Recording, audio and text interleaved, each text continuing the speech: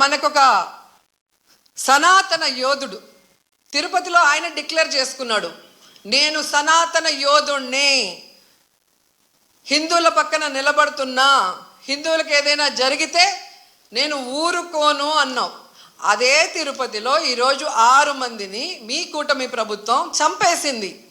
దీనికి మీరు ఏం ప్రాయశ్చిత్తం చేస్తారు? చంద్రబాబు నాయుడుతో రాజీనామా చేయిస్తారా? మీరు బాధ్యత తీసుకొని రాజీనామా చేస్తారా? లేదా టీటీడీ చైర్మన్తో రాజీనామా చేయిస్తారా? హోంమంత్రితో రాజీనామా చేయిస్తారా? లేదా అందరూ కలిసి కట్టకట్టుకొని రాజీనామా చేస్తారా? మీ అందరి ఫెయిల్యూరే కదా ఇది.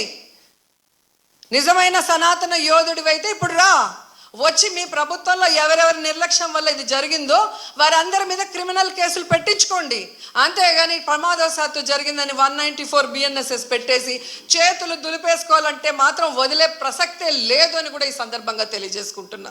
2500 మంది జరిగినప్పుడు కొంతమంది అంటున్నారు దీంట్లో ఏదైనా కావాలని చేశారా, కావాలని మూసేశారా, కొంతమంది పోలీస్ శాఖలు ఉద్దేశపూర్వకంగా చేశారా, దీన్ని కూడా దృష్టిలో చెప్పమంటున్నారు. ఇది చెప్పింది స్వయాన కొంతమంది క్షతగాత్రులు, వాళ్ళ పోలీసులు కొంతమంది బాధ్యత ప్రవర్తన విధానం చూస్తుంటే కావాలని చేశారని కూడా అనిపిస్తుంది. భిన్నమైన అభిప్రాయం ఉంది. నేను దాన్ని కూడా పరిగణలో తీసుకోమని చెప్తున్నాను ఎంక్వైరీలో. ఎందుకంటే TTD board is known for it's crowd management. అలాగే ప్రత్యేకించి to the entire nation, to the entire country, to the entire Sanatani believers, to entire Hindu Samaj from State Government of AP, I profusely, my wholehearted apologies for what had happened.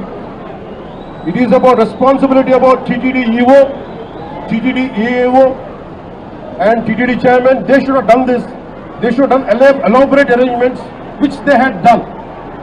They had done elaborate arrangements. They had done everything possible. Somewhere the police attitude is not right in this particular area. Even there is a concern, had they done it on purpose? That's what even people who got wounded, they had said. And there is multiple opinions on this. That is one aspect.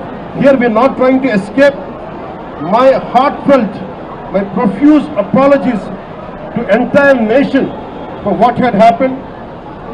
Chetuletti, with both folded hands, I'm saying we are extremely sorry for what had happened. We can never get back the lives